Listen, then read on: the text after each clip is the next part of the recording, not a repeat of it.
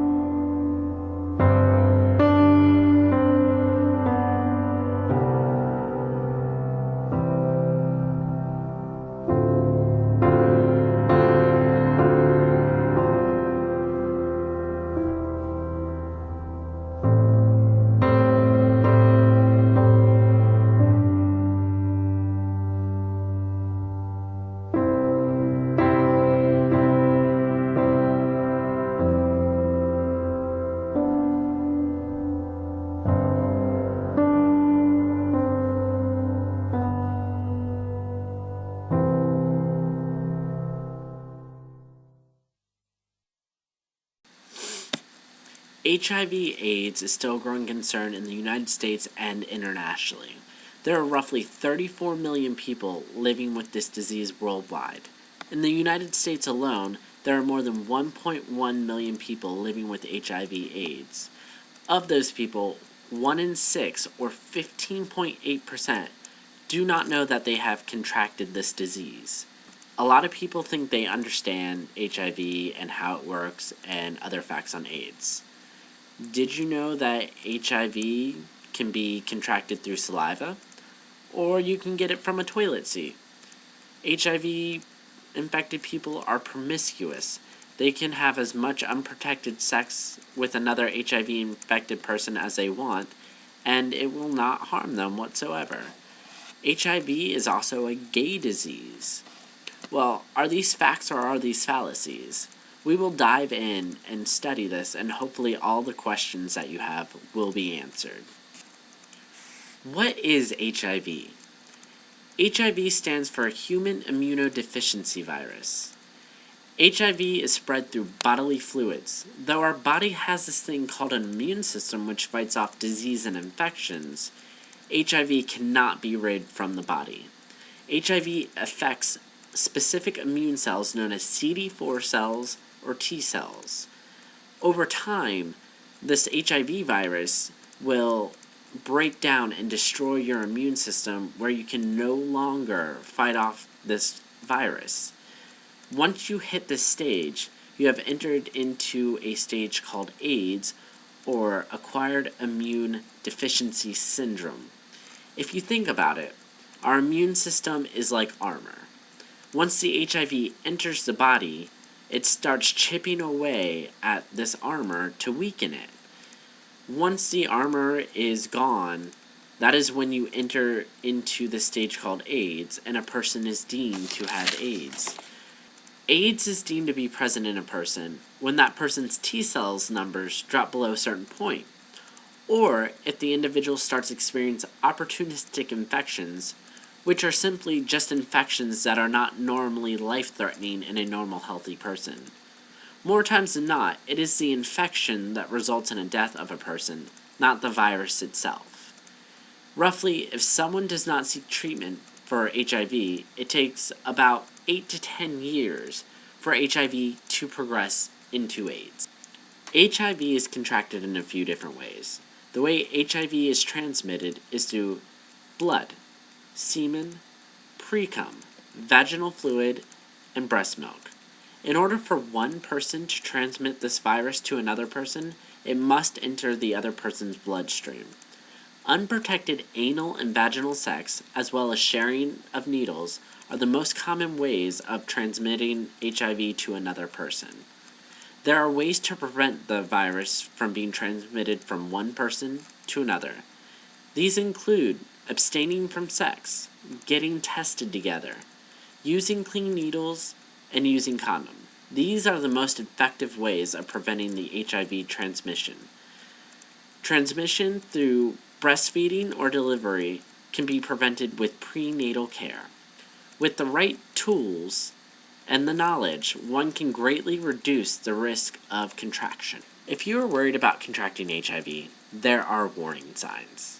HIV symptoms vary from person to person and from stage to stage in the HIV life cycle.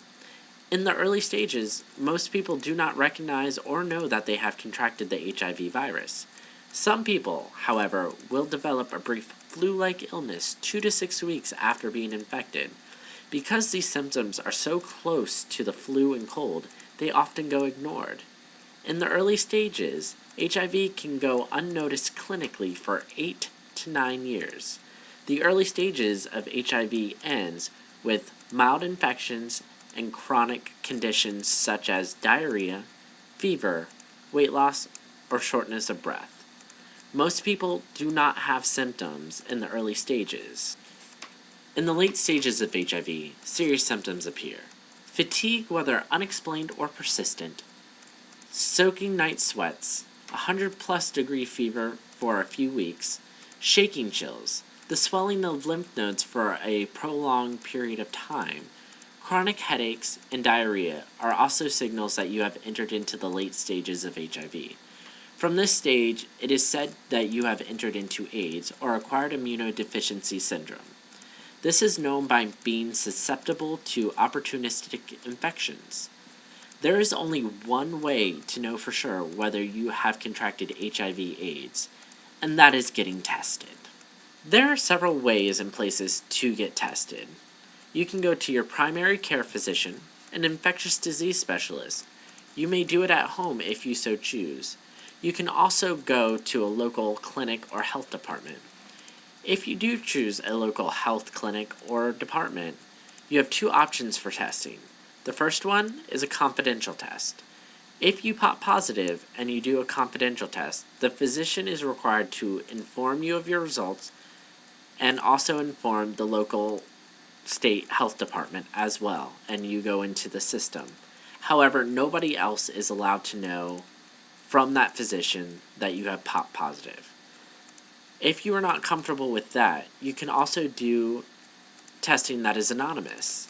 Anonymous testing just allows the doctor to tell you and nobody else about your test results. Testing for HIV is quick and easy as well as readily available. It takes the body 6 to 12 weeks to produce the HIV antibodies needed for testing. If the test is done prior to the 6-week mark, the test that comes back may not be valid. There are two forms of testing for HIV. The first test checks for HIV antibodies. If that test comes back positive, it is once again repeated just to double check. If the repeated test comes back positive, the Western blot test is done, which checks for HIV proteins. If that test comes back positive as well, the person is deemed to have HIV. After confirmation of diagnosis, the doctor will run another test, and this will check for the viral load, and it will determine at the rate at which HIV is progressing into AIDS. The viral load also tells us the suggested course for treatment as well. There is no cure for HIV. However, there is treatment that is readily available that slows the progression of the virus and ups the quality of life. Treatment for HIV/AIDS consists of slowing the growth and progression of the virus.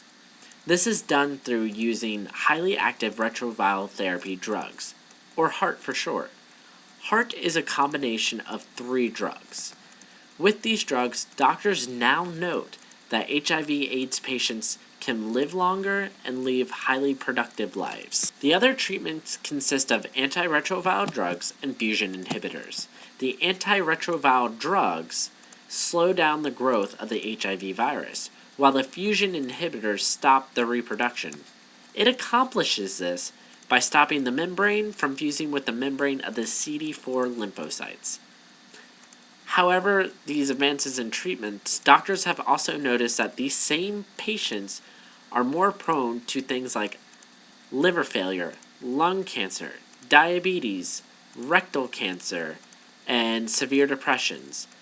However, doctors do not know whether this is the cause of the HIV virus itself or the cause of the treatment.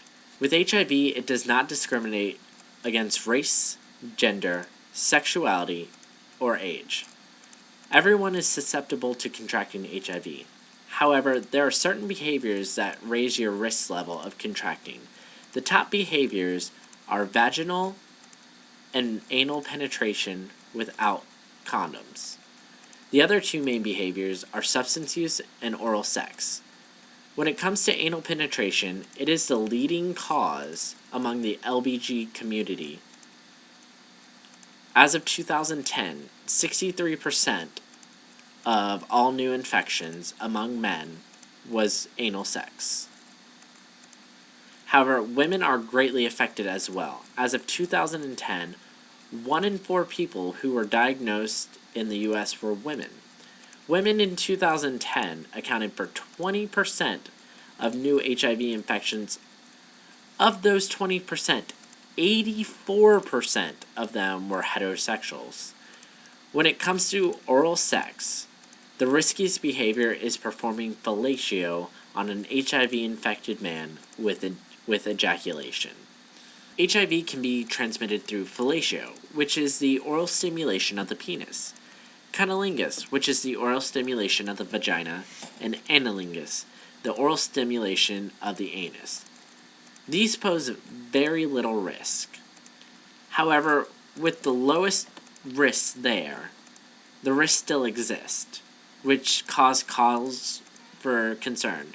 Factors that increase oral sex transmission include genital sores, oral ulcers, bleeding gums, and other STDs. Substance abuse plays 2 roles. One is the use of alcohol or other drugs. This can alter a person's inhibitions and create a risky situation. The other way is the sharing of needles through drugs, tattoos, piercings, or other injection sites. With that risk in hand, racial makeup plays a role as well. African Americans in the U.S. are the most affected by the HIV virus. Their new infection rate is 8 times as great as Caucasians. As of 2010, they make up 44% of the new infections in the U.S. On the other hand, Asians account for such a small number of new HIV infections at 2%. However, some of this can be chalked up to misidentification of one's race. While American Indians have a small HIV infection, one remembers the minuscule population in which that exists in the United States alone. When one from the racial group is diagnosed, their survival rate is very poor. Hispanics, like African Americans, are greatly affected with a 21% accountability for new infections in the U.S. of the HIV virus. They are 3 times as great as white in new infections rate. Looking at gender, the gay male population makes up the majority of new infection. Men in general make up 76% of new infections. 20% of women account for new HIV infections, while 15% are unaware that they have the HIV infection. HIV for pregnant women to child equate for less than 1% of the new HIV infection rate. Age plays a correlation into HIV and new infection rate. 39% of all new infection rates fell between the ages of 13 and 29. 20% of this occurred in the 13 to 24 age range.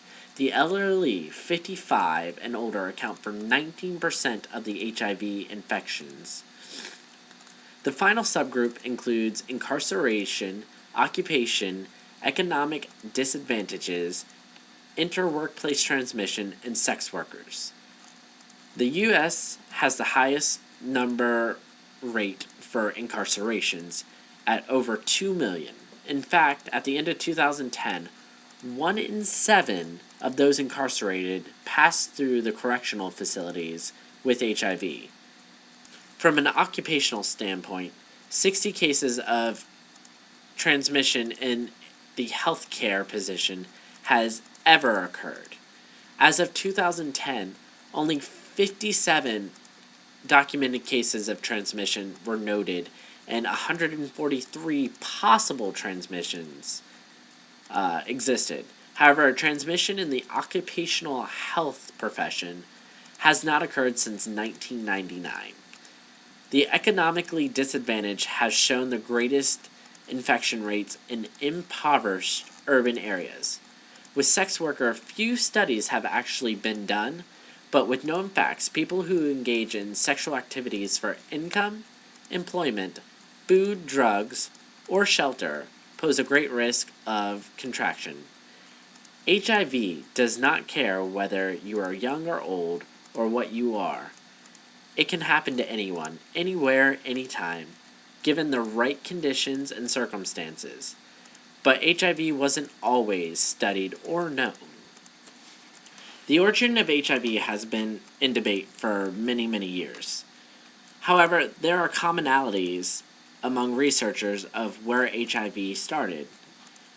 Many believe that HIV is a mutation of another virus, the SIV virus or simian immunodeficiency virus. The species that is thought to be responsible for this is chimpanzees. It is noted that it is believed a hunter was hunting a chimpanzee for its meat, and once he hunted, this chimp had the virus, and he contracted it through eating the meat because he came in contact with the blood.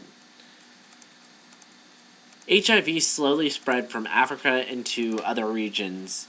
The earliest known infection in humans of the HIV-1 virus was seen in 1959 from a guy in Kinshasa, which is in the Democratic Republic of the Congo. From there, the virus took flight. The United States did not see the virus until the mid-70s. The virus came from Haiti, and the U.S. had no idea what it had on the hands. Between 1979 and 1981, physicians saw rare types of cancers, pneumonias, and other illnesses. It was most prevalent in LA and New York within patients that had sex with other men. The oddity was that these conditions were not normally met in people with healthy immune systems. It wasn't until 1982 that the title of AIDS was given to explain what was going on in the late stages. What we saw was forms of Kaposi sarcoma and pneumocystis jirovecii pneumonia. It wasn't until 1983 that scientists knew what was causing AIDS, and that was HTLV-3 LAV, which stands for Human T-Cells Lymphotropic Virus Type 3 Lymphopathy-Associated Virus. It was later changed to HIV. By 1985, the U.S. government licensed pharmaceutical companies to come up with a test that would detect HIV antibodies. That same year, in March, Abbott Laboratories came up with the first blood test. By the late 1980s, the U.S. saw the first clinical trial of antiretrovirals. The late 80s, early onset of the 90s saw the first antiretroviral drug approved by the FDA. This drug was called AZT. The FDA took so long approving this drug that you saw an early onset of activism arise.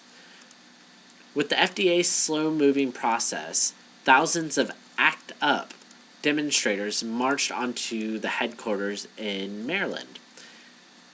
The protest resulted in the FDA changing its guidelines to cut the drug's approval time. When the clinical trial results for AZT were released, it showed the drug could slow down the progression from HIV to AIDS. When the price was revealed, enthusiasm subsided and protests broke out, which conversely cut the price of AZT by more than 20%. The first major activist is a boy named Ryan White. He was kicked out of his school for having HIV because parents and other children feared that they would catch HIV from common contact with him. After long and strenuous legal battles, Ryan White was allowed to go back to school. Shortly after his death, the government created a program called the Ryan White Care Act, which gives care to low-income and uninsured individuals. The next prominent figure of the HIV/AIDS era is Magic Johnson. He advocated for HIV/AIDS. After his announcement on his status, New York saw 60% increase of HIV testing. After the first decade, AIDS became the second leading cause of death among men 25 to 44. ACT UP sought to reduce the transmission levels in substance abuse users by creating an illegal underground needle exchange. By 1995, there were 75 exchanges in 55 cities. This helped reduce the transmission of HIV through substance abuse users. The 90s also saw the first introduction to combination therapy with AZT and DDC. This was mainly for adults with advanced stages of HIV. By the mid-90s, the drug 39C took over as the complement for AZT, as it showed better results and less severe side effects than DDC. Conversely, with the advancement in treatment, HIV/AIDS became the leading cause of death in all Americans 25 to 44. By the end of 1995, a new class of drug was approved. The drug Sequoia is a protease inhibitor. This type of drug was used in combination with NRTIs to produce highly active retroviral therapy, or HART for short. With a new millennium here, the HART regimen, or cocktails as they're also known, were the new standard. In the late 90s, early 2000s saw the first decline in AIDS-related deaths. In 2000, the Institute of Medicine laid out recommendations for the U.S. government to create needle exchanges, increase funding, and change the abstinence-only funding policy. By 2006, the CDC issued guidelines that all adults should be regularly tested for HIV. The 2007 budget also called for 93 million rapid HIV tests to be distributed in high-risk areas. And in 2010, the HIV travel ban was listed on positive people entering the U.S. The new millennium saw major advances in treatment.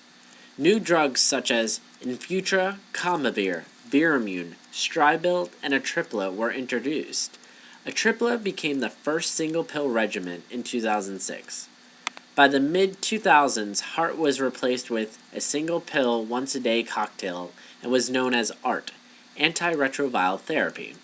As of 2010, the standard for an HIV-positive individual's life expectancy who is on ART is the same or very close to those who are HIV-free. Doctors have noted that HIV patients today are just as healthy as people without HIV. There have been two huge advances in HIV. Those are two individuals have been cured of HIV virus. Timothy Ray Brown was the first person. In 2008, he was diagnosed with leukemia. He underwent a stem cell transplant. And after months and months of testing, he has been deemed to have no traces of HIV in his blood system. The second person, which is more recent, was an infant who was born to an HIV-positive mother. Well, as soon as she was taken out, 9 hours after delivery, she was put on very aggressive antiretroviral therapy treatments. She continued this treatments for about 9 weeks. After that, they took her off the medications, and 18 months later, it came back that she was HIV-free, had no remnants or traces in the blood. These two breakthroughs are tremendous for HIV patients everywhere. However, they are not a cure for the everyday patient. The stem cell transplant is a highly dangerous procedure which holds a 15 to 20% chance of death, and it weakens the immune system initially. This treatment is mainly used for cancer patients who otherwise would die. The ART treatment for child-specific for a newborn not feasible because it's mainly for incoming children who know that their parent is HIV positive, and it's an aggressive treatment as well, and these only account for less than 1% of the HIV cases that exist. Now, let's see what we have learned thus far. HIV is a homosexual disease, true or false? That's right, false. HIV doesn't discriminate based on sexuality. Why HIV is prominent in the gay community, it is making a surge in African American females, heterosexuals, the most right now. HIV people are easily identifiable. This is also false. They look no different than you or I. They have no distinguishing marks, and they don't look sick. You can get HIV from saliva or toilet seat or from common contact with people. This is also false. There have been numerous tests done and no evidence whatsoever that saliva passes HIV from one person to another. Common contact, you have no risk unless you have cuts on your hands and the other person bleeds. But even then, it is a rarity that the transmission would actually go through and the person would be diagnosed with HIV. People with HIV also have AIDS. This is false. HIV and AIDS are two separate entities in themselves.